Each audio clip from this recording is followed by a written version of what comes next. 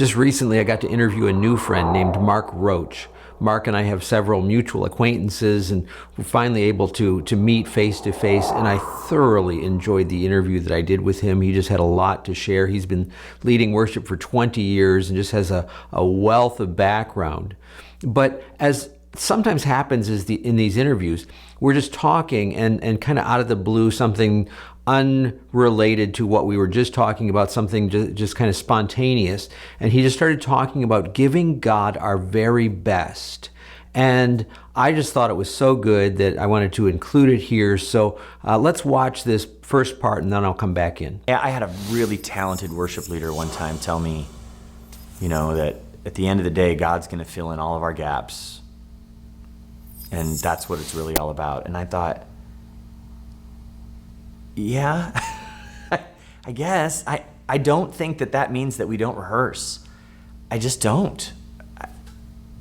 I think that's great until it becomes a crutch and we're really not delivering the best that we have to God. And I think that's biblical. I don't think that's just artistic. I don't think that's perfectionistic. I think that God deserves the absolute pinnacle of our creativity.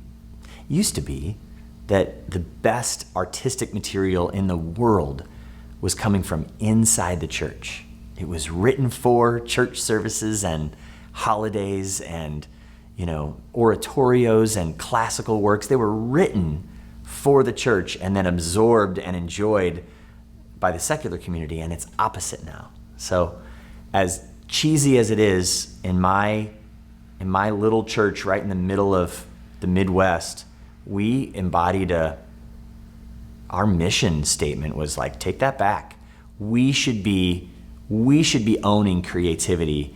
There's no better reason to make music than to glorify God. That's a weird statement, but there's no more noble reason to sing than to praise God. There's no more noble reason to be in a band than to lead people to his throne room. I believe that. I'm just silly enough to think that is absolutely still true. Really good stuff. I so appreciate his heart and wanting to put forth the very best effort possible. But I'm also keenly aware that there are people who are involved with my worship leading coach that are from very small churches. Maybe maybe it's a congregation of 40 or 50 people and you got tagged to be the worship leader because you're the only one that knows how to play guitar. And so I asked Mark about that. So what about that kind of scenario? How does that work in this? And he actually had a really good response. I've always been a proponent of excel where you are. Do well with where God has placed you. So I've been there. I mean, just a couple of years ago, I was leading in a church where there were Sundays when I was leading for 18 people. That was all more people on the stage than in the congregation, it felt like.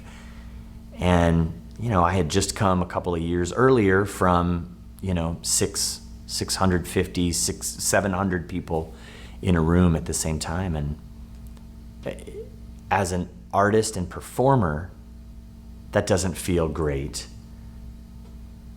But your presentation, I don't like to call it a performance, your presentation of the material that you have prepared should not change for one person, for 10 people. You so often hear the audience of one thing, and I buy into the audience of one to an extent, because I think corporate worship is not exclusively for God to hear, for us to do and God to hear.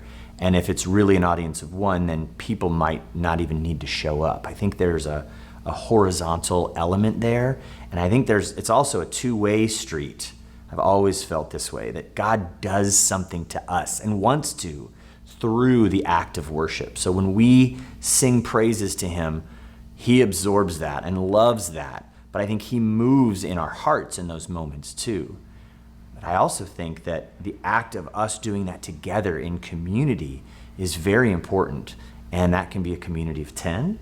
It can be a community of 1,000 or it can be a community of 30,000. It doesn't matter how big.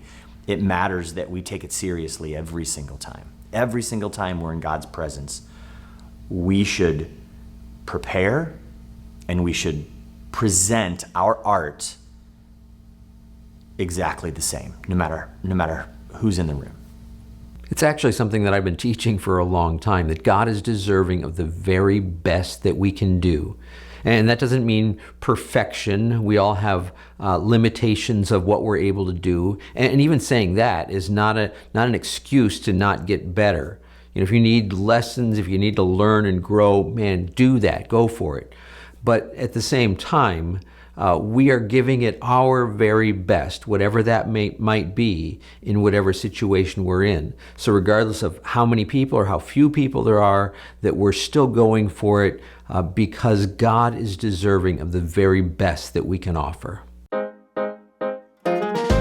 Brought to you by MyWorshipLeadingCoach.com.